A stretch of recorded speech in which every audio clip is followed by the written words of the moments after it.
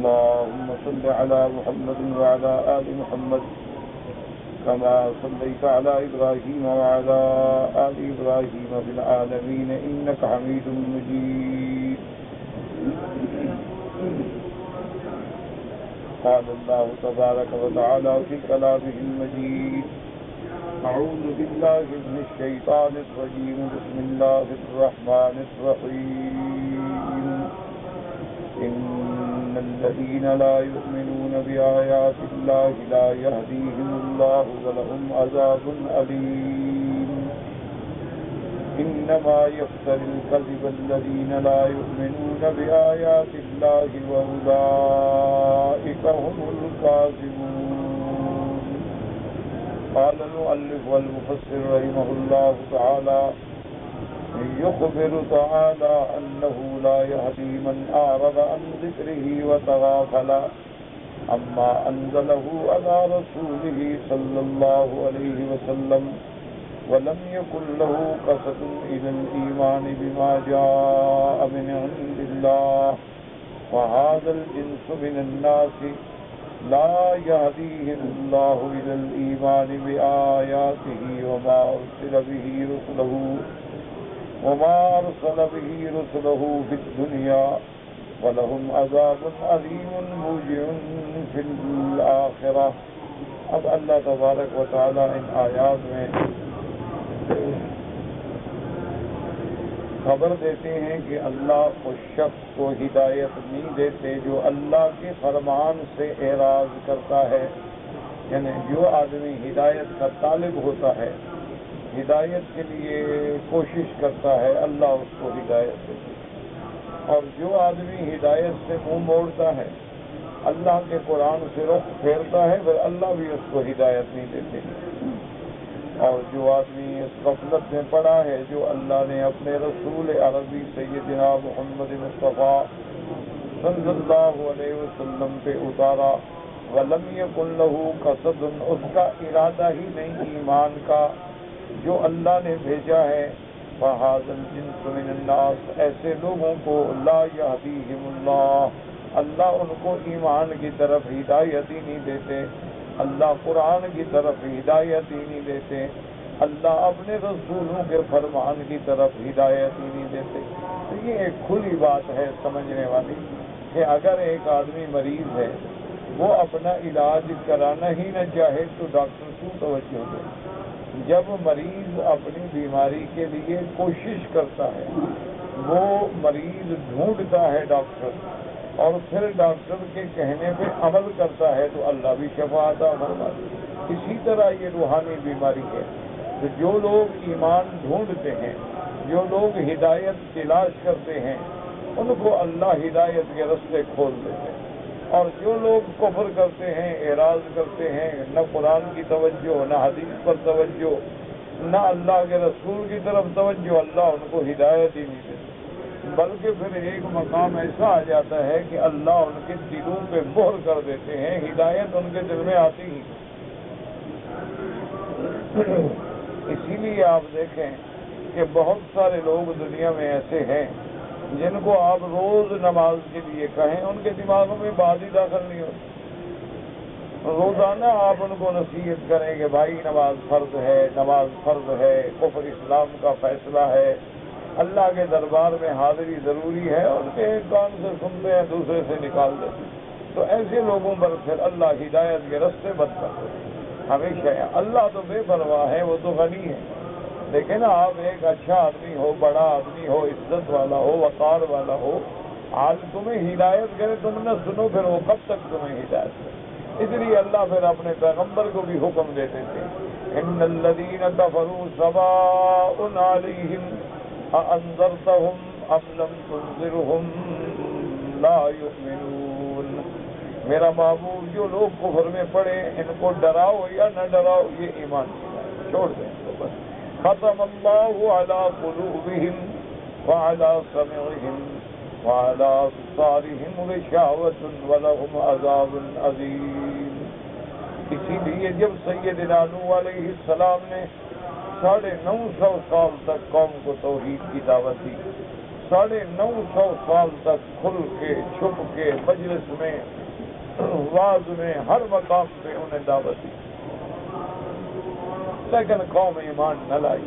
تو اب اللہ نے وحی کی، وَأُوحِيَ إِلَىٰ نُوحٍ إِنَّهُ لَن يُؤْمِنَ مِن قَوْمِكَ إِلَّا مَن قَدْ آمَنَ، کہ نوح علیہ السلام جن کے مقدر میں ایمان تھا وہ لا چکے، اب آپ کی قوم ایمان نہیں لے، چھوڑ دو ان کو بس۔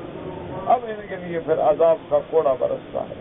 اسی لیے ہمیشہ یاد کریں، اگر آپ ہدایت کے متلاشی نہیں، اگر آپ ہدایت ڈھونڈنا ہی نہیں چاہتے، اب دیکھو نا کتنے ہمارے دوست آتے ہیں، بھائی آتے ہیں، 50,000 1,00,000 خرچ کر کے عمرے کے لیے آتے ہیں، لیکن عمرے کے مسائل کی ان کو ضرورت ہی نہیں، نہ وہ مسائل پڑھتے ہیں، نہ کتابیں پڑھتے ہیں، نہ علماء کے پاس جاتے ہیں، نہ رجوع کرتے ہیں، بس ہی عمرے پہ جا رہے ہیں، جیسے لوگ کریں گے ہم بھی کریں گے۔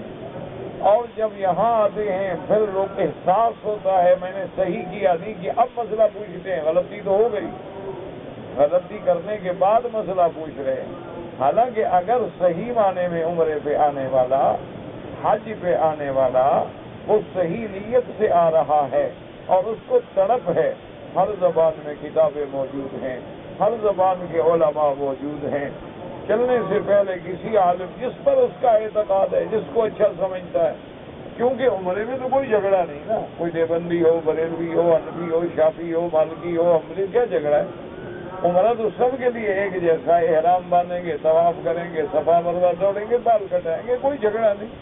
تو چلو کسی عالم کے دربار میں جا کے اس کی خدمت میں بیٹھ کے مسئلہ سمجھنے کہ حضرت میں نے عمرے پہ جانا ہے، کیا طریقہ ہے، احرام کیا ہوتا ہے، میں نے احرام کیسے باندھنا ہے، میں نے احرام کہاں سے باندھنا ہے، میں نے احرام باندھ کے مکے میں پہنچ کے پہلا کام کیا کرنا ہے، وہ باتیں سمجھ لیں گے، کوئی غلطی نہیں ہوگی۔ لیکن جب آدمی کی یہ خواہش ہی نہ ہو تو کون ہدایت کرے اس میں؟ اس لیے اللہ پاک فرماتے ہیں کہ ایسے لوگوں کو پھر ہم بھی ہدایت نہیں کرتے۔ وَلَهُمْ عَذَابٌ أَلِيمٌ وَجْزَاؤُهُمْ فِي الْآخِرَةِ، اور آخرت میں ان کے لیے بہت دردناک عذاب ہے۔ ثم أخبر تعالى رسوله صلى الله عليه وسلم أن ليس بمفتر ولا كذاب، لأنه إنما يفتري الكذب على الله وعلى رسوله صلى الله عليه وسلم شرار الخلق۔ اب اس کے بعد اللہ نے کافروں کی تردید کی، جو کافر نعوذ باللہ کہتے ہیں کہ حضور پاک جھوٹ بولتے ہیں، حضور پاک خود قرآن بناتے ہیں، حضور پاک کسی سے سیکھ کے بتلاتے ہیں۔ اللہ نے فرمایا غلط بات ہے کہ اللہ میرا نبی نہ تو بنانے والا ہے نہ جھوٹ بولنے والا ہے، کیونکہ اللہ پہ وہ جھوٹ بولتا ہے جو مخلوق کا سب سے گندا آدمی ہے، اور میرا مدنی تو ساری مخلوق سے اچھا آدمی ہے، ساری مخلوق سے افضل ہے، وہ اللہ پہ کیسے جھوٹ بولے؟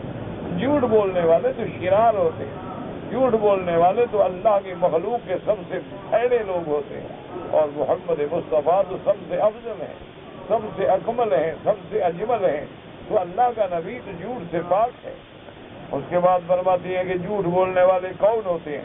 الذین لا یؤمنون بآیات اللہ، کہ جو لوگ اللہ کے قرآن پہ ایمان ہی نہیں رکھتے۔ من الکفرۃ والملحدین المعروفین بالکذب عند الناس، وہ کفار ہیں، وہ ملحد ہیں، وہ پہچانے ہوئے لوگ ہوتے ہیں، جھوٹ بولنے والے۔ میرا نبی محمد مصطفیٰ والرسول محمد صلی اللہ علیہ وسلم کان اصدق الناس وابرهم واکملهم علما وعملا وایمانا وایقانا معروفا بالصدق فی قومه۔ میرا مدنی محمد مصطفیٰ تو ساری دنیا سے سچا، ساری دنیا سے زیادہ عمل صالح فرمانے والے، ساری دنیا سے کامل، ساری دنیا سے علم میں، عمل میں، ایمان میں، یقین میں کامل، اور اپنی قوم میں بھی سچے ہونے میں معروف ہے۔ سارے مکے والے جانتے تھے کہ محمد مصطفیٰ سچا ہے، حتیٰ کہ حضور کا لقب تھا الصادق الامین، سچ بولنے والا، امانت پالنے والا۔ وہ کیسے جھوٹ بول سکتا ہے؟ لا یشک فی ذلک احد منہم بحیث لا یدعی بینہم حیث لا یدعی بینہم الا بالامین محمد صلی اللہ علیہ وسلم۔ کوئی بندہ مکے میں کسی کو شک ہی نہیں تھا میرے مدنی کی صداقت میں، میرے مدنی کی امانت میں، حتیٰ کہ جیسے ایک مشہور واقعہ ہے کہ ایک دن ابو جہل لعنت اللہ علیہ، جو میرے مدنی پاک کا سب سے بڑا دشمن، وہ طواف کر رہا تھا، ایک قبیلے کے سردار نے پوچھا کہ میں نے سنا ہے کہ یہاں ایک نبی پیدا ہوئے ہیں محمد الرسول اللہ، تو تم جانتے ہو؟ تو اس نے کہا کمال کی بات ہے، ہمارے تو خاندان سے ہیں، قریش سے ہیں، بنو ہاشم سے ہیں۔ تو اس نے کہا کہ ابو جہل ایک بات بتاؤ کہ اللہ کے نبی محمد الرسول اللہ، آپ جو فرماتے ہیں کہ میں اللہ کا رسول ہوں، میں اللہ کا نبی ہوں، اللہ نے مجھ پہ وحی بھیجی ہے، میں اللہ کے دین کی طرف بلاتا ہوں، وہ سچ کہتے ہیں؟ تو ابو جہل نے ادھر ادھر دیکھا کہ کوئی سن تو نہیں رہا میری بات۔ جب تسلی ہوئی کہ کوئی قریب نہیں ہے تو کہنے لگا محمد الصادق، وہ سچ کہتے، کہنے لگا محمد مصطفیٰ سچ کہتے۔ تو اس نے کہا تمہیں کیسے پتا ہے کہ سچ کہتے ہیں؟ تو اس نے کہا بھائی ہم نے پیدا ہوئے ہیں، 40 سال گزارا ہے، جس بندے نے کبھی مخلوق پہ جھوٹ نہیں بولا وہ اپنے خالق پہ جھوٹ بولے گا۔ جو بندوں پہ بھی جھوٹ نہیں بولتے ان کی زبان سے تو کبھی جھوٹ نکلا ہی نہیں، تو وہ بندہ کیسے جھوٹ بول سکتا ہے؟ تو اس نے کہا ابو جہل پھر تم ایمان کیوں نہیں لے آئے؟ اس نے کہا یہ ہمارا خاندانی جھگڑا ہے، ضد ہے، ہمارا آپس میں مقابلہ ہے، اس لیے ہم نہیں مانتے ہیں، ورنہ ہیں سچے محمد ولہذا سأل هرقل الملك الروم أبا سفيان عن تلك المسائل التي سألها من صفة رسول الله صلى الله عليه وسلم، كان فيما قال له هل كنتم تتهمونه بالكذب قبل أن يقول ما قال؟ قال لا. فقال هرقل فما كان الذي ألقى الكذب على الناس ويذهب فيكذب على الله عز وجل. جب بادشاہ روم ملک ہرقل جو تھا وہ روم کا بادشاہ تھا، جب اس نے ابو سفیان سے پوچھا حضور صلی اللہ علیہ وسلم کے بارے میں، کہنے لگا هل كنتم تتهمونه بالكذب قبل ان يقول ما قال، اللہ کے نبی محمد مصطفیٰ نبوت کے دعوے کرنے سے پہلے کبھی تم لوگوں نے دیکھا ہے کہ اس نے جھوٹ بولا ہو؟ انہوں نے کہا تھا حضور نے جھوٹ کبھی نہیں بولا۔ تو کہنے لگا جو اللہ کے بندوں پہ جھوٹ نہیں بولتا وہ خدا پہ کیسے جھوٹ بولے گا؟ معلوم ہوتا ہے وہ سچا نبی ہے اللہ۔ اب اللہ پاک فرماتے ہیں من کفر باللہ من بعد ایمانہ الا من اکرہ وقلبہ مطمئن بالایمان ولكن من شرع بالكفر صدرا فعليهم غضب من الله ولهم عذاب عظيم ذلك بأنهم مستحبوا الحياة الدنيا على الآخرة وأن الله لا يهدي القوم الكافرين أولئك الذين طبع الله على قلوبهم وسمعهم وأبصارهم وأولئك هم الغافلون لا جرم أنهم في الآخرة هم الخاسرون. أخبر تعالى عمن كفر به بعد الإيمان والتبصر وشرع صدره بالكفر واطمأن به أنه قد غضب عليه لعلمهم بالإيمان ثم عدولهم عنه. اب اللہ پاک خبر دیتے ہیں کہ جو بندہ ایمان لانے کے بعد حق بات کو سمجھنے کے بعد کافر ہو گیا یعنی مرتد ہو گیا اور اس کفر پہ اطمینان ہے اس کو، ایسے لوگوں پہ اللہ ناراض ہیں، ایسے لوگوں پہ اللہ کا غضب ہے کہ وہ ایمان کو پانے کے بعد ایمان سے پھر گئے۔ وَأَنَّ لَهُمْ عَذَابًا عَظِيمًا فِي الدَّارِ الْآخِرَةِ، اور ان لوگوں کے لیے بہت بڑا عذاب ہے قیامت میں، لِأَنَّهُمْ اسْتَحَبُّوا الْحَيَاةَ الدُّنْيَا عَلَى الْآخِرَةِ، کہ ان لوگوں نے دنیا کی محبت کو، دنیا کی لذات کو محبوب رکھا ہے۔ فَأَقْدَمُوا عَلَى مَا أَقْدَمُوا عَلَيْهِ مِنَ الرِّدَّةِ لِأَجْلِ الدُّنْيَا، یہ لوگ دنیا کی وجہ سے مرتد ہو گئے، ایمان میں داخل ہو کے پھر کفر کر لیا۔ وَلَمْ يَهْدِ اللَّهُ قُلُوبَهُمْ وَيُثَبِّتْهُمْ عَلَى الدِّينِ الْحَقِّ، ان لوگوں کو اللہ نے ہدایت نصیب نہ فرمائی۔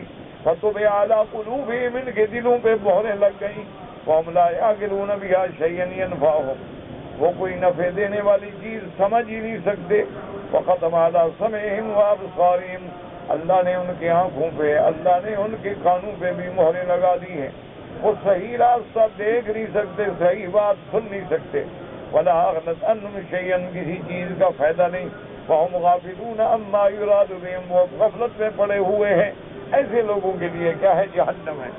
لَا جَرَمَ أَنَّهُمْ فِي الْآخِرَةِ هُمُ الْخَاسِرُونَ، أَيْ لَا بُدَّ وَلَا عَجْبَ، ان من هذه صفته، اللہ نے فرمایا میرا مدنی ہے، کوئی تعجب کی بات نہیں، جو لوگ کفر پہ جم گئے، جو لوگ اسلام کو چھوڑ گئے، یہی لوگ ہیں جو گھاٹے میں پڑ گئے کہ اصل بھی گیا اور نفع بھی گیا، زندگی بھی برباد اور آخرت بھی برباد۔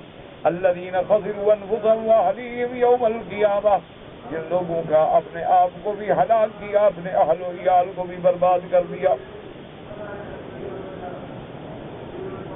وَأَمَّا قَوْلُهُ إِلَّا مَنْ أُكْرِهَ وَقَلْبُهُ مُطْمَئِنٌّ بِالْإِيمَانِ فَهُوَ اسْتِثْنَاءٌ ممن كفر بلسانه ووافق المشركين بلفظه مكرها لما ناله من ضرب وأذى وقلبه يأبى ما يقول وهو مطمئن بالإيمان بالله ورسوله۔ اللہ پاک نے فرمایا کہ مگر وہ لوگ جنہوں نے کفر کے ظلم کے مقابلے پہ زبان سے کلمہ کفر نکال کے اپنی جان بچا لی، لیکن دل میں ایمان پکا ہے تو ان پہ کوئی گناہ نہیں ہوگا۔ لیکن جو آدمی اس وقت بھی اڑا رہے، سبحان اللہ، یعنی جو لوگ عذاب میں بھی ثابت قدم رہے، ان کے تو پھر درجات ہی بلند ہیں نا، ان کا تو کوئی مقابلہ ہی نہیں۔ لیکن اگر باقی کوئی جان بچانے کے لیے ڈر گیا کہ مجھے قتل کر دیں گے، زبان سے کہہ دیا لیکن دل ایمان پہ ہے تو کوئی گناہ نہیں ہوگا۔ وقد روى اللوفي عن ابن عباس رضي الله تعالى عنه أن هذه الآية نزلت في عمار بن ياسر حين عذبه المشركون حتى يكفر بمحمد صلى الله عليه وسلم فوافقهم على ذلك مكرها۔ حضرت ابن عباس فرماتے ہیں کہ یہ آیت حضرت عمار بن یاسر کے بارے میں نازل ہوئی ہے کہ جب حضرت عمار کو کافروں نے عذاب دیا، جب وہ عذاب برداشت نہ کر سکے تو زبان سے کلمہ کہہ دیا تھا کہ کافر راضی ہو جائے، لیکن دل پہ ایمان تھا۔ حضور کی خدمت میں آ کے بتلایا کہ یا رسول اللہ صلی اللہ علیہ وسلم، میں معذور ہو کے یہ کلمہ میں نے کہا ہے لیکن میرا دل اسی طرح ایمان پہ ہے، تو اللہ نے ایسے لوگوں کو معاف کر دیا کہ کوئی حرج نہیں۔ فأنزل اللہ تعالی هذه الآیہ وهكذا قال الشافعی وقتادہ وابو مالک وقال ابن جرير حدثنا ابن عبد العالى قال حدثنا محمد بن ثور عن معمر بن عبد الكريم الجدري عن ابي عبيدة محمد بن عمار بن ياسر قال اخذ المشركون عمار بن ياسر فعذبوه حتى قاربهم في بعض ما ارادوا فشكى ذلك الى النبي صلى الله عليه وسلم فقال النبي صلى الله عليه وسلم كيف تجد قلبك قال مطمئنا بالایمان۔ اس روایت میں آتا ہے کہ جب مشرکون نے حضرت عمار بن یاسر کو پکڑ لیا، اس کو عذاب دیا، اس پہ ظلم و ستم کے پہاڑ تولے، تو اس نے کچھ کلمہ کہہ کے اپنی جان بچائی۔ فشکا ذلک الی النبی صلی اللہ علیہ وسلم، پھر جب موقع ملا تو حضور کی خدمت میں آئے، کہنے لگے یا رسول اللہ مجھے کافروں نے ظلم کیا، میں نے ڈر کے مارے کہا ہے۔ آپ نے فرمایا کہ جب تم نے وہ کلمہ کہا تو تیرے دل کی حالت کیا تھی؟ اس نے کہا یا رسول اللہ مطمئنا بالایمان، میرے دل میں ایمان تھا پکا، وہ تو بس میں نے زبان سے کلمہ کہہ دیا، اب اس کے بارے میں کیا؟ تو اللہ نے پھر معاف فرما دیا۔ قال النبی صلی اللہ علیہ وسلم ان عادوا فعد، حضور نے فرمایا کہ ان حالات میں جان بچانے کے لیے اجازت ہے، جیسے دیکھیں نا کہ آدمی کی جان بچانے کے لیے بعض اوقات مردار کھانے کی بھی اجازت، تو اسی لیے جان بچانے کے لیے کلمہ کفر اگر زبان سے نکل جائے تو جائز ہے اور اللہ پاک اس کو معاف کر دیتے ہیں، لیکن یہ شرط ہے کہ آپ واقعی مجبور ہوں اور جبر کرنے والے کے پاس یہ طاقت ہو کہ وہ تمہیں گولی مار دے گا اور تمہیں قتل کر دے گا۔ اگر اس کے پاس یہ طاقت نہیں ہے، تم مجبور نہیں، تو پھر آدمی مرتد ہو جائے گا، پھر اس کو مرتد کی سزا ملے گی۔ رواہ البیہقی بأفضل من ذلك وفیہ انہ سب النبی صلی اللہ علیہ وسلم وذکر آلیتہم بخیر۔ انہوں نے ایک روایت میں یہ بھی آتا ہے کافروں نے کہا ہم تب مانیں گے جب تم حضور کو گالی دو اور ہمارے خداؤں کی تعریف کرو۔ فشکا ذلك الى النبی صلی اللہ علیہ وسلم فقال یا رسول اللہ ما ترکت حتی صبیتک وذکرت آلیتہم بخیر، کہ یا رسول اللہ پھر میں نے آپ کی شان میں بھی گستاخی کی اور ان کے خداؤں کی بھی تعریف کی، قال کیف تجد قلبک، حضور نے فرمایا لیکن تیرے دل کی حالت کیا تھی؟ قال مطمئنا بالایمان، میرے دل میں ایمان تھا۔ اب میں فوز، اگر وہ پھر ظلم کریں تو جان بچانے کے لیے کہہ سکتے ہو۔ اسی لیے ہمیشہ یاد رکھے ایمان جو ہے وہ دل ہے، اگر دل میں نہ ہو صرف زبان پہ کلمہ ہو تو اس ایمان کا کوئی فائدہ نہیں ہو۔ اس لیے کہ ایمان تصدیقا بالقلب و اقرارا باللسان و عملا بالارکان، کہ دل میں تصدیق ہو، زبان پہ اقرار ہو اور سارے اعضاء میں اس کا حل ظاہر ہو، پتہ لگے کہ ہاں واقعی یہ مومن ہے۔ اس لیے اگر زبان پہ ہو اور دل میں نہ ہو تو وہ منافق ہے، اگر دل میں ہے اور زبان پہ نہ ہو وہ بھی کافر ہے۔ دل میں بھی ہو، زبان پہ بھی ہو اور سارا بدن بھی گواہی دے، پھر پکا مومن ہے۔ اولئک هم المؤمنون حقا۔ اس لیے یہ نہیں کہ صرف کلمہ پڑھتے ہیں، کلمہ پڑھنے کا کوئی نتیجہ بھی تو نکلے گا۔ اب دیکھو نا، آپ ایک پھل لگاتے ہیں، آم کا درخت لگاتے ہیں، اب درخت بڑا ہوتا جائے، شاخیں بہت ہیں، سبزہ بہت ہے، لیکن آم نہیں لگتا۔ آپ کھجور لگائیں لیکن کھجور نہ لگے، تو جس درخت کو پھل نہ لگے اس درخت کو کاٹ دیا جاتا ہے۔ اسی طرح پھر اس ایمان کا کیا فائدہ ہے کہ آپ نے کلمہ پڑھا ہے، حضور پر ایمان لائے ہیں، لیکن آپ کے بدن پر، آپ کے چہرے پر، آپ کے لباس میں، آپ کی صورت میں، آپ کی سیرت میں، آپ کے افعال میں، اقوال میں، اعمال میں حضور پاک کی سنت کی کوئی جھلک ہی نظر نہیں آتی، تو یہ کیسا ایمان ہے؟ وفي ذلك أنزل الله تعالى إلا من أكره وقلبه مطمئن بالإيمان، یہ آیت نازل۔ ولهذا اتفق العلماء على أن المكره على الكفر يجوز له أن يوالي إبقاء لمحجته، ويجوز له أن يأبى كما كان بلال رضي الله عنه يأبى عليهم ذلك وهم يفعلون به الأفاعيل حتى إنهم ليروا الصخرة العظيمة على صدره في شدة الحر ويأمرونه بالشرك بالله ويأبى عليهم، وهو يقول أحد أحد ويقول والله لو أعلم كلمة أغيظكم منها لقلتها رضي الله عنه وأرضاه۔ اب مفسر رحمۃ اللہ علیہ فرماتی ہیں واتفق العلماء، علماء امتی اہل سنت والجماعت اس بات پہ متفق ہیں کہ اگر کسی مسلمان کو کافر پکڑ کے عذاب دیں تو اس کے لیے دونوں چیزیں جائز ہیں، یا تو ایمان پہ جمع رہے اور ہر قربانی دے کہ ایک شہید ہو جائے، یا پھر جان بچانے کے لیے کلمہ کہہ دے تو کوئی اللہ کے ہاں عذاب نہیں ہوگا۔ اب مفسر فرماتی ہیں کہ جیسے حضرت بلال رضی اللہ تعالیٰ عنہ جب کافروں نے کہا کہ تم کفر کرو، اس نے کہا میں کفر نہیں کروں گا۔ اب کہتا ہے کہ کافروں نے کیسے کیسے ظلم کیے، حتیٰ انہم لیذو الصخرۃ العظیمۃ، حضرت بلال کو گرم تپتے ہوئے انگاروں پہ تپتے ہوئے ریت کے پتھروں کے سنگ ریزوں پہ لٹا دیتے اور ایک بڑا پتھر سینے پہ رکھ دیتے، اس حالت میں تڑپاتے اور کہتے کہ اترک، وہ کہتے کہ اب چھوڑ دو اللہ تبارک و تعالیٰ کی توحید، چھوڑ دو حضور صلی اللہ علیہ وسلم کا نام۔ لیکن خدا کی قدرت ہے کہ اس حال میں حضرت بلال رضی اللہ تعالیٰ عنہ تڑپتے اور ہر تڑپ پہ کہتے احد احد احد، میں اس ایک کو مانتا ہوں، تمہارے خداؤں کو نہیں مانتا۔ اور اس کے بعد حضرت بلال کہتے خدا کی قسم ہے اگر اس کلمے کے علاوہ کوئی اور کلمہ ہوتا جس سے کافروں کو اور غصہ آتا تو میں وہ بھی کہتا، لیکن میں جانتا تھا وہ اسی کلمے سے چڑھتے ہیں، ان کے چڑھ توحید سے ہیں، تو اس لیے میں یہ بار بار کہتا تھا احد احد احد، یعنی عذاب دینے والے تھک جاتے، لیکن حضرت بلال کی زبان سے کفر نہ نکلتا۔ اسی طرح اللہ تبارک و تعالیٰ نے قرآن میں واقعہ بیان فرمایا ہے وَضَرَبَ اللَّهُ مَثَلًا لِّلَّذِينَ آمَنُوا امْرَأَتَ فِرْعَوْنَ إِذْ قَالَتْ رَبِّ ابْنِ لِي عِندَكَ بَيْتًا فِي الْجَنَّةِ وَنَجِّنِي مِنْ فِرْعَوْنَ وَعَمَلِهِ وَنَجِّنِي مِنَ الْقَوْمِ الظَّالِمِينَ۔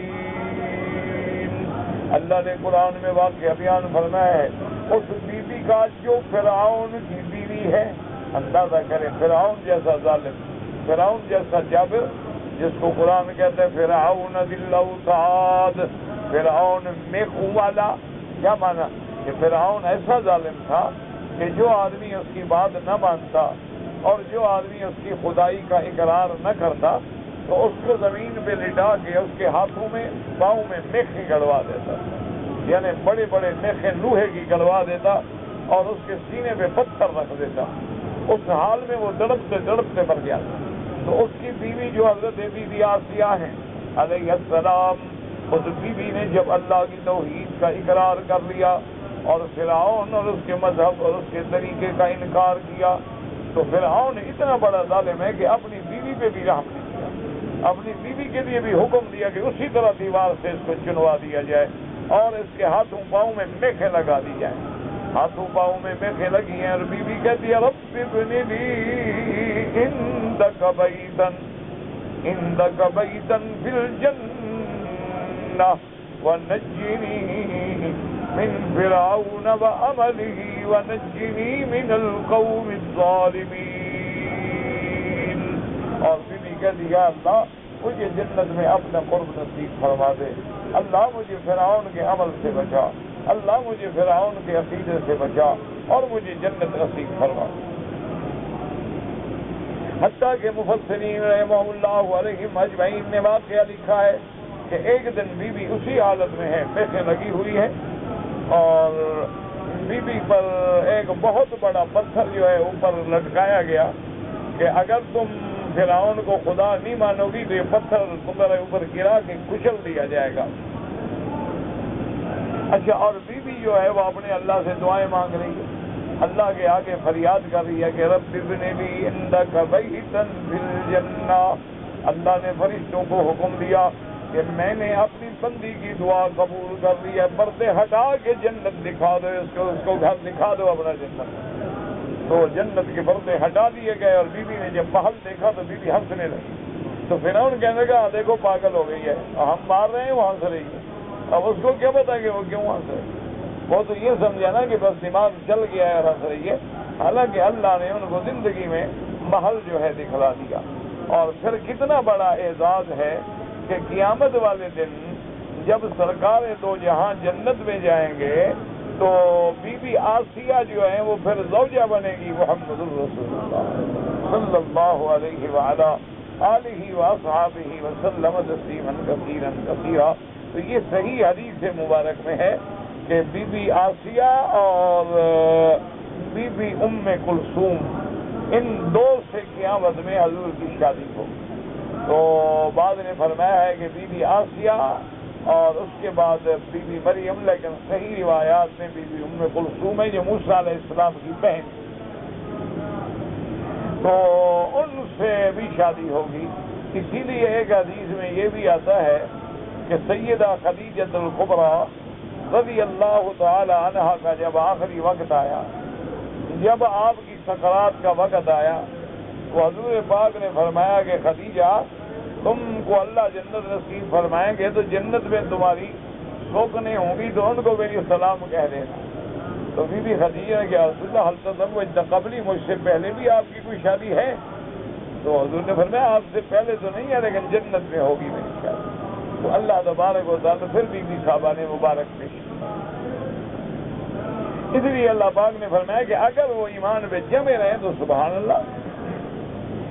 وَكَذَلِكَ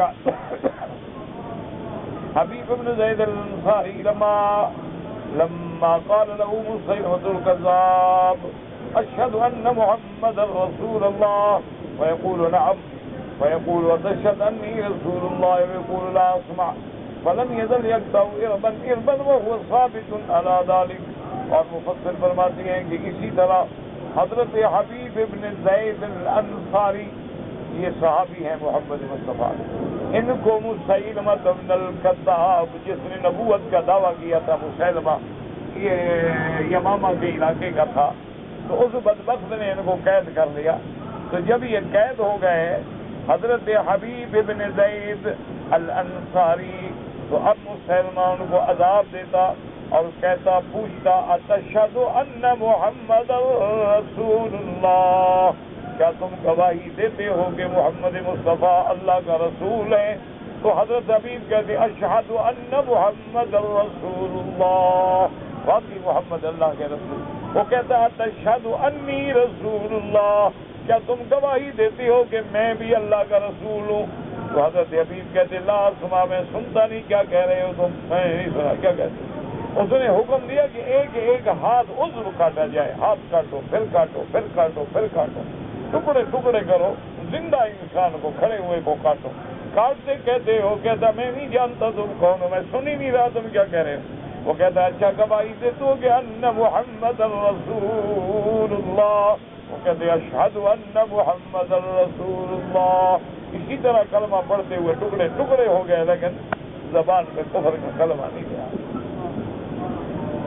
یہی بات ہے نا میرے بھائی کہ آج دنیا میں آپ آج میڈیا پہ، اخبارات میں، کتابوں میں، جرائد میں پڑھیں کہ مسلمانوں پہ کس قدر ظلم و ستم، یعنی انواع من العذاب، مسلمانوں کو وہ عذاب دیے جا رہے ہیں جو ابو جہل کے دماغ میں نہیں آئے ہوں گے، فرعون کے دماغ میں نہیں آئے ہوں گے، نمرود کے دماغ میں نہیں آئے ہوں گے، جو تاتاریوں کے دماغ میں نہیں آئے ہوں گے، جو ظالموں کے دماغ میں بھی نہیں آئے ہوں گے، وہ عذاب دیے جا رہے ہیں، لیکن مسلمان پھر بھی ثابت ہے۔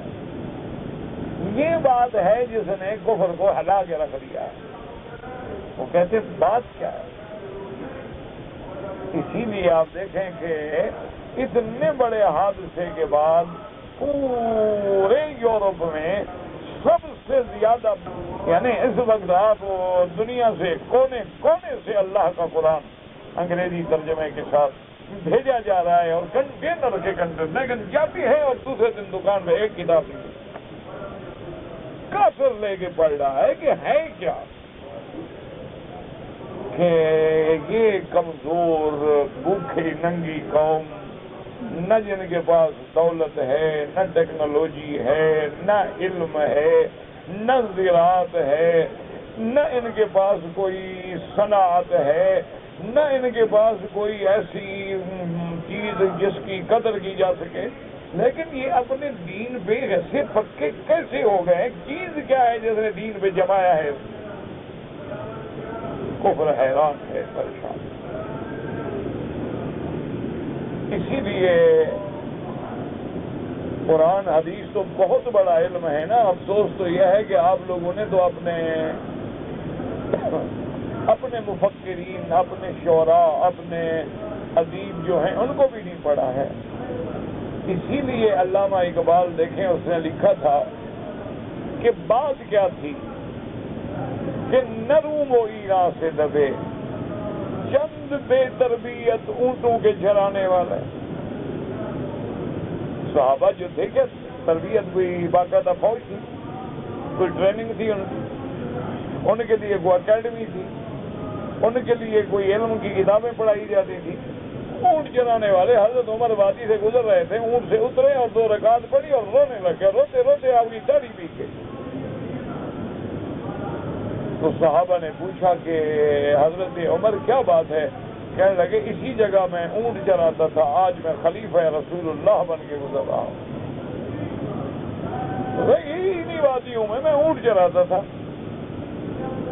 کبھی ہم نے سوچا بھی نہیں تھا، کبھی میں نے یہ بھی نہیں سوچا تھا کہ میں مکے کا سردار بن جاؤں گا، اور آج مجھے اللہ نے خلیفہ رسول اللہ، خلیفۃ المسلمین، امیر المؤمنین رضی اللہ تعالی عنہ اور وزیر النبی المصطفیٰ، اس مقام پہ اللہ نے پہنچایا ہے۔ یہ تو سوچ ہی نہیں تھی، تصور بھی نہیں تھا۔ یعنی آپ اگر صحابہ کی زندگی پڑھیں نا، افسوس تو یہ ہے نا کہ ہم مسلمان اپنے اوقات کو ضائع کر رہے ہیں۔ اللہ اکبر۔ وہ یہ بتائیں، ایمان سے کہیں، دنیا کی ساری تاریخ ڈھونڈ ڈالیں، اب تو انٹرنیٹ کا زمانہ ہے نا، کلک کریں اور ساری دنیا کے معلومات لے لیں۔ مجھے دنیا میں آپ کوئی عامر، کوئی پریزیڈنٹ، کوئی پی ایم، کوئی سی ایم، کوئی لیڈر، کوئی قائد ایسا دکھا سکتے ہیں جو دریا کو آرڈر جاری کرے؟ دنیا کی تاریخ میں، تاریخ انسانیت، کہ جو بندہ خط لکھتا ہے من امیر المومنین عمر الى بحر النیل، اے دریائے نیل میں تمہیں حکم دیتا ہوں ان تجری بامر اللہ، چلنا ہے تو اللہ کے حکم سے چلو ورنہ تباہ ہو جاؤ۔ اللہ ہمیں تمہارے بغیر بھی رزق دے سکتا ہے۔ ایسا کوئی مجھے ایک آدمی دکھا دو جس نے دریاؤں کو خط لکھا ہو، مجھے ایک آدمی تاریخ میں بتلا دو۔ یعنی آپ دیکھیں نا جی، پرل ہاربر اور ان چیزوں پہ ایک آدمی نے قربانی دی، آج تک اس کی برسیاں منائی جاتی ہیں۔ مجھے ایک بندہ دکھلا دو کہ جس کو یہ کہا جائے کہ جناب آگے سرکش دریا ہے اور دریا پوری دغیانیوں میں ہے اور دریا طوفان بنا ہوا ہے اور پل کوئی نہیں، ہمارے پاس کشتیاں کوئی نہیں، اس کا فکر کرنے کی کیا ضرورت ہے؟ بسم اللہ الرحمن الرحیم، گھوڑے دریا میں ڈال۔ ایک بندہ پیدا کر، ایک۔ اور نے کہا کیا ہے، اگر ہم اللہ کے لیے جہاد کر رہے ہیں، دریا بھی اسی کے غلام ہیں، ہم بھی اسی کے غلام ہیں، دریاؤں کے اوپر گھوڑے دوڑاؤ۔ اور پتہ ہے فوج کہتی ہے ہمارے گھوڑوں کے سموں کو بھی پانی نہیں لگا اور ہم دریا عبور کر گئے۔ کیا ہے؟ اور تو میرے خیال میں صحابہ کا تو بڑا دور ہے نا، وہ تو اللہ کی کوئی نرالی مخلوق تھی، رضی اللہ عنہم ورضوا عنہ۔ یعنی آپ حیران ہوں گے کہ اس 14ویں صدی میں حضرت سندھی رحمت اللہ علیہ اللہ کے دین کے اعلاء کلمت اللہ کے لیے جب سفر کر رہے تھے، اور آپ کے ساتھ کون لوگ تھے؟ حضرت لاہوری تھے رحمت اللہ علیہ۔ ایک جنگل میں ایسی جگہ پہ گزر ہوا کہ سامنے شیر دھاڑ رہا ہے جنگل میں۔ اب یہ 3 آدمی ہیں اور ہاتھ میں نہ کوئی بندوق ہے، نہ کوئی سلاح ہے، نہ ہتھیار ہے، تو لکڑیاں ہیں ہاتھ میں، سے وہ بھی لکڑی سنت کے طور پہ۔ تو سب ساتھیوں نے کہا کہ حضرت ایسا کرتے ہیں کہ کسی درخت پہ چڑھ جاتے ہیں اور اس جنگل کے شیر سے اپنی جان بچانے کی کوشش کرتے ہیں۔ درخت پہ چڑھ جاتے ہیں، درختوں پہ تو شیر نہیں چڑھتے، ہو سکتا ہے اللہ کوئی سبب بنا دے، شیر ہے موڈ بدل جائے، جانور ہے نا۔ آج میں اخبار میں پڑھ رہا تھا ایک شیر کا پنجرا کھلا رہ گیا، وہ چڑیا گھر میں تھے، شیر بند تھا چڑیا پنجرے میں، وہ دروازہ کھلا رہ گیا، خادم سے غلطی ہو گئی، وہ جناب شیر صاحب نکل گئے۔ اب جب نکل گیا تو خادم کو ہوش آیا کہ وہ تو پنجرا خالی ہے، وہ بے ہوش۔ انہوں نے کہا خدا جانے جنگل جانور ہے، کیا حادثہ کر دے شہر میں۔ وہ گیا جناب اور ساری سڑکوں پہ پھیر گھر کے 2-4 گھنٹے کے بعد واپس آگے خود پنجرے میں چلا گیا۔ اس نے دیکھا کہ باہر سے اندر رہنا ٹھیک ہے، باہر جو مخلوق ہے مجھ سے بھی زیادہ خطرناک ہے۔ تو اس کو پسند ہی نہیں آیا باہر کے لوگوں کا ماحول اور آزادی، واپس پنجرے۔ انہوں نے کہا اس قید میں رہنا بہتر ہے، یہ جو لوگ ہیں نا یہ تو خطرناک ہیں۔ شیر شیر کو نہیں مارتا لیکن بندہ بندے کو مارتا ہے۔ سانپ نے سانپ کو کبھی ڈنگ نہیں مارا۔ آپ نے کبھی سنا ہے کہ سانپ نے سانپ کو ڈنگ مارا ہو اور سانپ مر گیا ہو؟ بچھو نے کبھی بچھو کو ڈنگ مارا ہو؟ یہ ایک ایسا حیوان ہے انسان، جو انسان خود انسانوں کو مارتا ہے۔ یہ کوئی نئی مخلوق ہے، یہ کوئی بڑا خطرناک درندہ ہے۔ تو ان حضرت سندھی رحمت اللہ نے فرمایا کہ دیکھو بھائی، ہم اللہ کے دین کے لیے نکلے ہیں۔ اس کے بعد انہوں نے فوراً کہا کہ کوئی گھبرانے کی بات نہیں، بس حسبنا اللہ و نعم الوکیل، نعم المولا و نعم النصیر، بس یہ پڑھو۔ وہ کہتے ہیں ہم سب کھڑے ہو گئے اور پڑھ رہے ہیں حسبنا اللہ و نعم الوکیل، نعم المولا و نعم النصیر۔ اور ایک کتاب میں میں نے یہ بھی دیکھا کہ انہوں نے ساتھ شاید یہ بھی پڑھا، فقیروں کا بھی فنا آئے گا، عبیدوں کا بھی فنا آئے گا، حسبنا اللہ و نعم الوکیل، نعم المولا و نعم النصیر۔ وہ کہتے ہیں بس ہم آنکھیں بند کر کے کھڑے ہیں کہ بہت تو آ گئی، اب شیر سے کون مقابلہ کرے گا؟ ابھی حملہ کرے گا، ابھی حملہ کرے گا، ابھی حملہ کرے گا، پڑھ رہے ہیں حسبنا اللہ حسبنا اللہ۔ تھوڑی دیر کے بعد دیکھا، آہستہ آہستہ آنکھیں کھولی، دیکھا تو کوئی شیر ویر تو آئی نہیں، وہ دور کہیں جا رہا، اس نے رستہ ہی چھوڑ دیا کہ اللہ والوں کے راستے کو میں نہیں روکوں۔ یہ 14ویں صدی کی بات ہے، صحابہ تو بڑے لوگ تھے، ان کو تو صحبت رسول اللہ ملی، وہ تو اس نبوت کے چاند کے قرب میں تھے جن پہ براہ راست محمد مدنی کے نور نبوت اور نور رسالت اور نور قرآن کی شعائیں براہ راست پڑی تھی، ان کا کیا مقابلہ ہے؟ تو اس لیے یاد رکھیں کہ آج ہم سب کچھ ہیں لیکن مسلمان،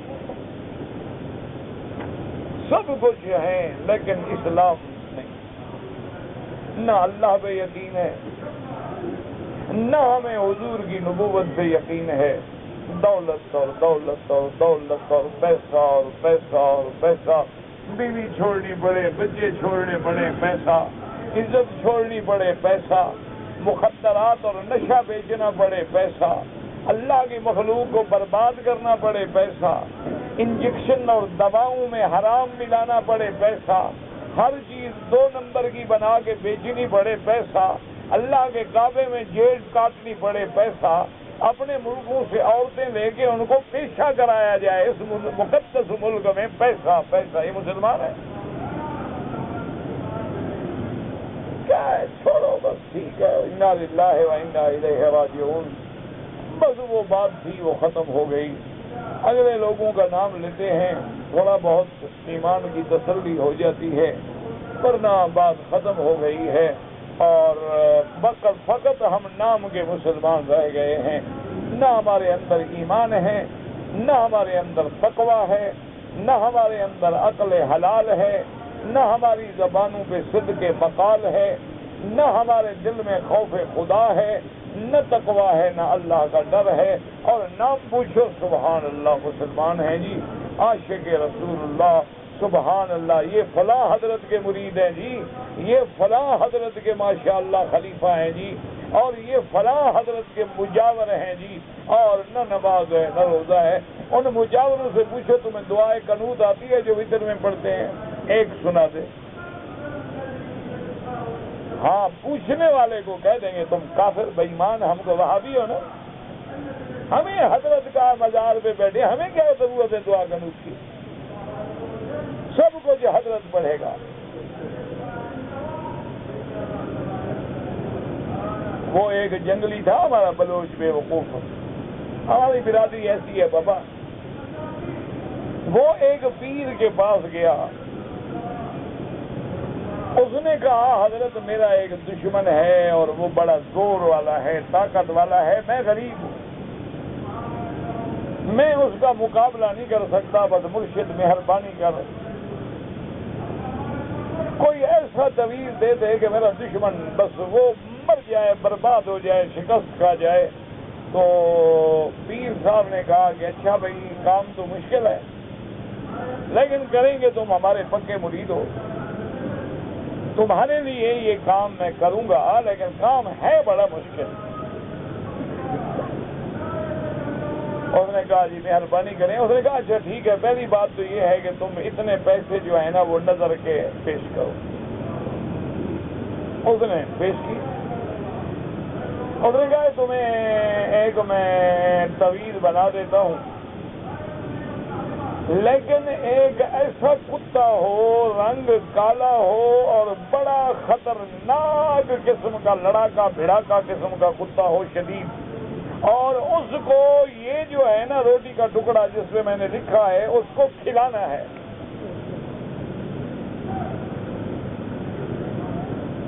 وہ تو آگے میرے جیسا پاگل بلوچ تھا، انہوں نے کہا سائیں میرا کتا بھی تو میرا پیر بھی تو۔ انہوں نے کہا سائیں میرا مرشد بھی آپ ہیں، کتا بھی آپ ہیں، صحیح بس آپ کھاؤ، میں کہاں جاؤں گا؟ یہ تو حالت.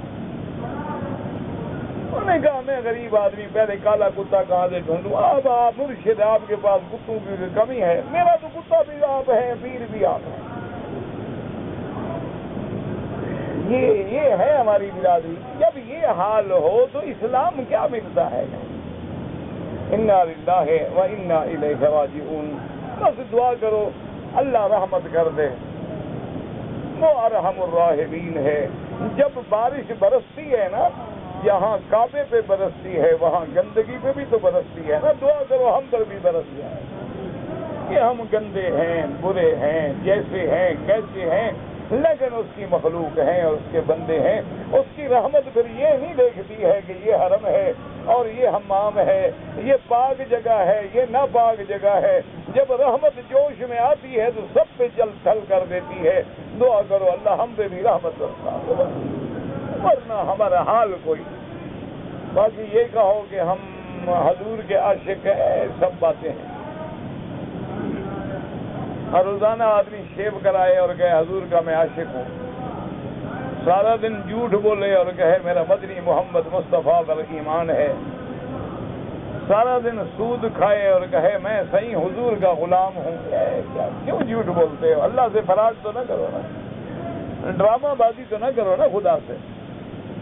اس لیے اب دیکھیں یہ ہے ایمان کہ کافر مارتے ہیں وہ کہتے ہیں احدن احدن احدن.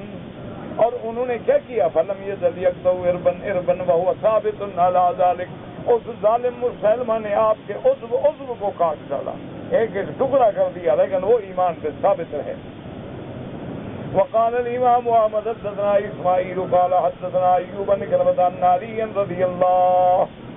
علی رضی اللہ عنہ حرك ناسا ارتدوا عن الاسلام فبلغ ذلك ابن عباس فقال لما كن يحرقهم بالنار ان رسول الله صلى الله عليه وسلم قال لا تعذبوا بعذاب الله وكنت قاتلهم بقول رسول الله من بدل دينه فاقتلوه وبلغ ذلك عليا فقال ويحهم عباس. رواه البخاری رحمہ اللہ تعالی. حضرت علی رضی اللہ تعالیٰ عنہ نے بھی کچھ لوگوں کو جو اسلام سے مرتد ہو گئے ان کو حکم دیا کہ ان کو آگ میں جلایا جائے.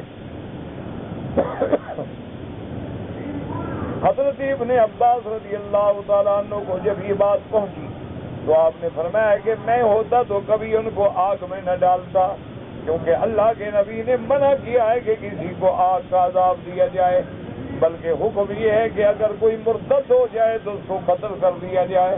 پھر بعد میں حضرت علی رضی اللہ تعالیٰ عنہ کو خبر پہنچی تو انہوں نے کہا کہ ہائے ابن عباس تیری بات، یعنی افسوس کیا کہ پہلے مجھے پہنچ جاتے یہ خبر تو میں حضور صلی اللہ علیہ وسلم کی اس بات پہ عمل کرتا.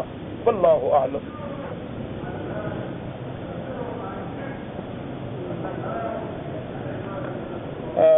بہت سارے دوستوں میں جو بیمار ہیں، کسی کو کینسر ہے، کسی کو کوئی تکلیف ہے، آپ حضرات سے دعا کی درخواست کی ہے. دعا فرمائیں کہ اللہ سب بیماروں پہ رحم فرمائیں.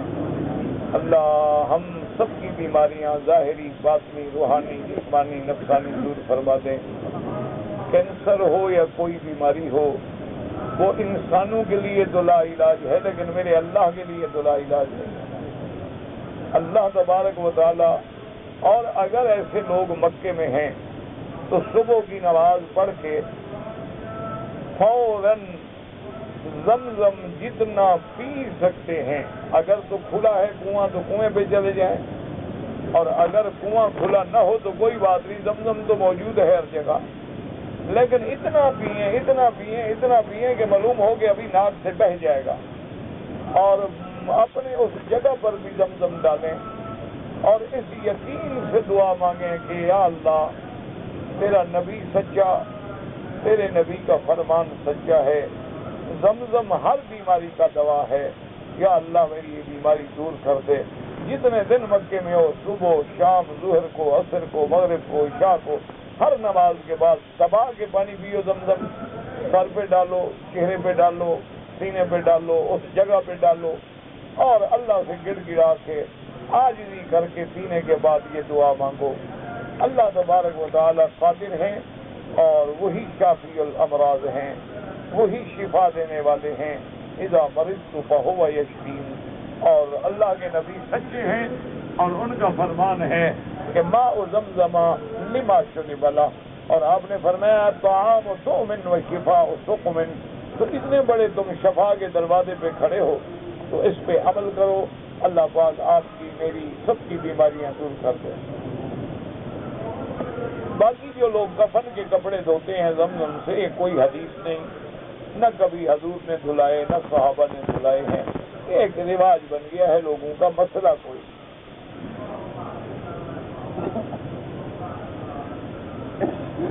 کہتا جی کہ میں درود شریف تو بہت پڑھتا ہوں، لیکن مجھے ڈر ہے کہ شاید قبول نہ ہو۔ یہی ایمان کی علامت ہے کہ ہم کرتے بھی رہیں اور ڈرتے بھی رہیں، کہ ہم عمل کریں لیکن اللہ سے بھی ڈریں کہ مرضی ہے اس کی قبول فرمائیں۔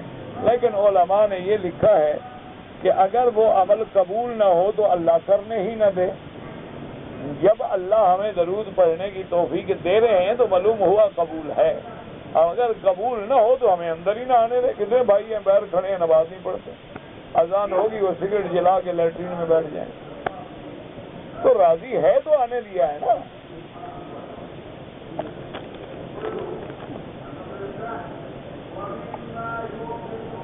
کہتے جی کہ میں نے درود شریف کا وظیفہ پورا کیا ہے 3 راتیں، لیکن حضور کی زیارت نہیں ہوئی۔ لوگ 80 سال زیارت کو ترستے رہے، تم 3 دن میں کامیابی حاصل کرنا چاہتے ہو، ماشاءاللہ۔ اللہ کے بندے پڑھتے رہو، جب اللہ چاہیں گے ہو جائے گی۔ کہتے ہیں جی کہ آپ جمعرات کو درس دیا کریں، آپ دعا کریں اللہ مجھے صحت دے، ہمت دے، طاقت دے، شفا دے، تو انشاءاللہ۔ بہرحال اصل میں یہ ہوتا ہے کہ ایک آدھا دن ایک رات کچھ انسان چھٹی بھی کر لیتا ہے تھوڑا سا، تاکہ آدمی، یہ بھی شریعت کا حکم ہے، یہ حضور پاک نے خود حکم فرمایا ہے کہ کبھی کبھی ملا کرو، ہمیشہ نہیں، تو چھٹی کرنے کا بھی حکم ہے۔ بہرحال آپ کی محبت ہے، اللہ جزا دے۔ ایک آدمی نے ایک گندی عادت میں مبتلا ہے، اس نے قسم کھائی کہ میں یہ گناہ نہیں کروں گا، لیکن توڑ دی۔ قسم کا کفارہ ادا کرو، توبہ کرو، اور آئندہ پھر توڑنے کی کوشش نہ کرو۔ اور جس بیماری میں تم مبتلا ہو اس کا علاج یہ ہے کہ علیحدہ نہ رہا کرو، رات کو بھی علیحدہ نہ سوئیں، اور دوستوں کے ساتھ رہیں، اچھے لوگوں کے ساتھ رہیں۔ اور حتیٰ کہ علماء نے لکھا ہے کہ ایسا آدمی اگر حمام لیٹرین میں بھی جائے تو دروازہ بند نہ کرے، تاکہ اس کو ڈر رہے کہ کوئی آ جائے گا، تاکہ وہ اس گندی عادت میں مبتلا نہ ہو۔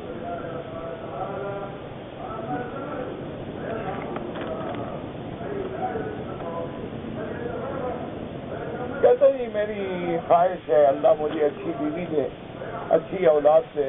قرآن میں دعا ہے ربنا ہب لنا من ازواجنا وذریاتنا قرۃ اعین وجعلنا للمتقین اماما۔ یہ دعا پڑھتے رہو، باقی جو اللہ چاہیں گے ہوگا۔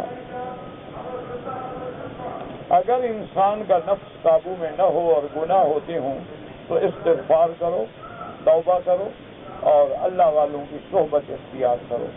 جب نیک لوگوں کی صحبت میں رہو گے، یا ایھا الذین آمنوا اتقوا اللہ وکونوا مع الصادقین۔ میرا بھائی اب دیکھو نا، رات تمہاری گزرے ڈش پہ فلمیں دیکھتے ہوئے، تو گناہ نہیں کرو گے تو کیا کرو گے؟ اپنے ماحول کو بدلو، اپنے حالات کو بدلو، اپنے دوستوں کو بدلو، اپنی جگہ کو بدلو۔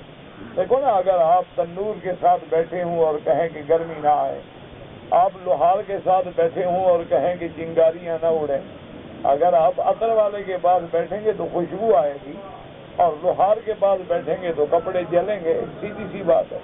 تو اس لیے اپنی حالات کو بدلو، ماحول کو بدلو۔ تہجد میں 4 رکعتیں ملا کے پڑھو تو جائز ہے، 2 رکعت پڑھو تو جائز ہے۔ ہر رکعت میں سورۃ فاتحہ بھی پڑھو گے اور دوسری سورت بھی پڑھو گے۔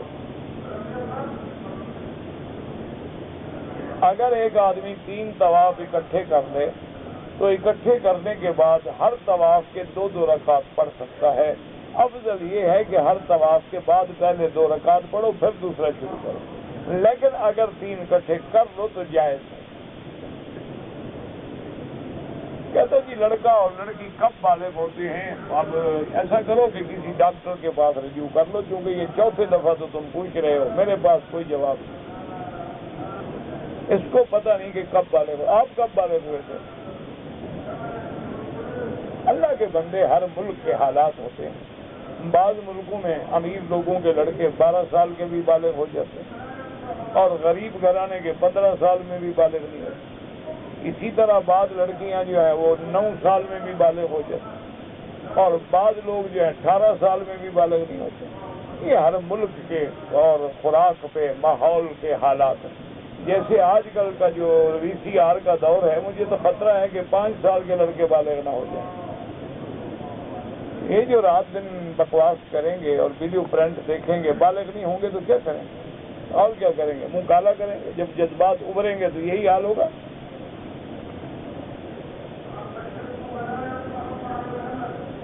کہتے جی اللہ کی تسبیح میں، نماز میں، لیکن دل میں بے چینی ہے، اور اللہ کا ذکر کرو۔ الا بذکر اللہ تطمئن القلوب۔ جب اللہ کے ذکر صحیح معنی میں ہوگا تو دلوں کو اطمینان ہو جائے گا۔ ہر وہ عمل جس میں اللہ کا ذکر ہے، قرآن پڑھتے ہو، نماز پڑھتے ہو، شیطان خوف کھاتا ہے۔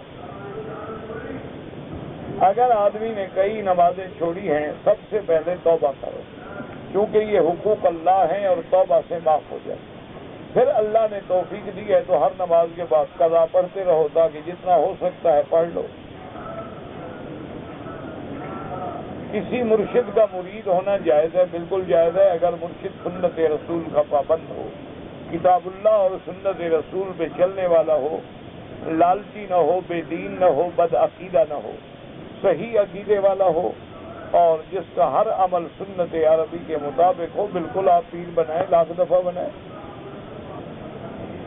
کہتا جی کہ میں پہلی دفعہ عمرے پہ آیا ہوں، میں نے جب حمام سے نکلا تو خوشبو والے صابن سے ہاتھ دھو لیے، لیکن کیونکہ آپ نے دھو ڈالا نا تو بہرحال اسی وقت زائل ہو گیا۔ پھر بھی 2-4 ریال خیرات کر دو، صدقہ کر دو، اور آئندہ احتیاط کرو۔ بابا طلاق نکاح تمہیں سمجھ آ گئی، اطاعت جب غلام ہے نہیں تو کیا آزاد کرو گے؟ خدا کا خوف کرو۔ تمہیں چٹ لکھنے کی عادت ہو گئی ہے، مجھے معاف کر دو یار۔ بھائی ایک چیز دنیا میں ہے نہیں تو سمجھ کے کیا کرو گے؟ اور ایک دفعہ نہیں 10 دفعہ میں نے یہ حدیث پڑھی ہوگی کہ ثلاث جدہن جد النکاح والطلاق والعتاق۔ عتاق مانا غلام کو آزاد کرنا، جب غلام ہی نہیں آزاد کیا کرو گے؟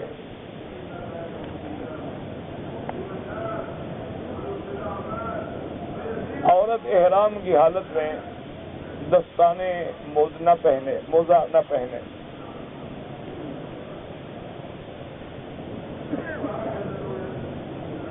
ایک آدمی خیرات کرتا ہے لیکن نماز نہیں پڑھتا، کوئی فائدہ نہیں۔ جب فرض چھوڑ کے نفل عبادت کرتا رہے تو کیا فائدہ ہے؟ کیونکہ نماز نہ پڑھنے سے امام احمد بن حنبل رحمۃ اللہ علیہ کے نزدیک تو کافر ہو جاتا ہے، تو کافر کے خیرات کرنے کا کیا فائدہ ہے؟ سب سے پہلے توبہ کرو اور نماز پڑھو، پھر خیرات کرو۔ اگر کوئی آدمی 300 کی چیز خرید کے 350 میں بیچتا ہے، کوئی بات نہیں، کوئی مسئلہ نہیں۔